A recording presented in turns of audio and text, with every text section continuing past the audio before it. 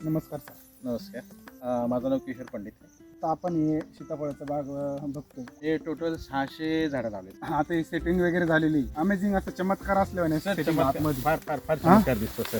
हे सेटिंग पाहून फार म्हणजे आनंद झालेला आहे. कारण मला सुद्धा खात्री नव्हती हे 3 वर्षाचं झाड एवढे म्हणजे पहिलाच बार आहे पहिला बहार आहे सर. पहिला बार. त्याआधी अजून पकडलेलाच नाही. हो हो हो. आणि मला ज्यावेळेस मी झाड आणले ना त्यावेळेस ते म्हटले नव्हते की 3-4 वर्षाच्या नंतरच येईल म्हणे. 4थ्या किंवा 5व्या वर्षी पुढे चांगला माल.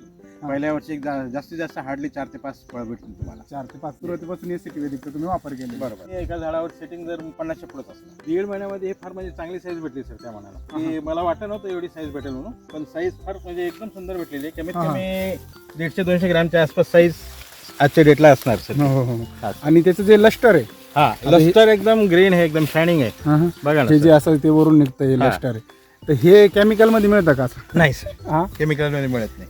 हे केवळ आपल्या सॉइल टेक्नॉलॉजी जे वैदिक वापर केला ना आपण त्यामध्येच हे आलेले. केमिकलच्या सुद्धा बागा बघितल्या सर, त्याच्यात एवढं माल सुद्धा नाही. कोणाची कानापी तो फार आहे सर. बघा ना माझा पूर्ण हात बसतो. मला वाटलं नव्हतं 3ऱ्या वर्षी एवढा माल लागेल असं वाटलं नव्हतं. एकदा तुम्ही मला कॉल केला होता, मला म्हणे फुलं भरपूर आहे म्हणे. नाही माल लागत नाही. हा माल लागत नाही. तुम्हाला बोललो का आतमध्ये तुम्ही एक वेळेस डोकून बघा माल किती. त्याच्यानंतर तुम्ही काय बोलले मला? माल भरपूर आहे. कारण मला बाहेरून नुसतं पाला दिसत होता सर. म्हणजे आपला चमत्कार कुठे आहे? चमत्कार झाला. काय आतमध्ये झाला. आतमध्ये माल लागतो. आतमध्ये माल लागतो. आणि आपल्याला काय इतर काय सांगतं का बाहेरून बाहेरून माल लागतो.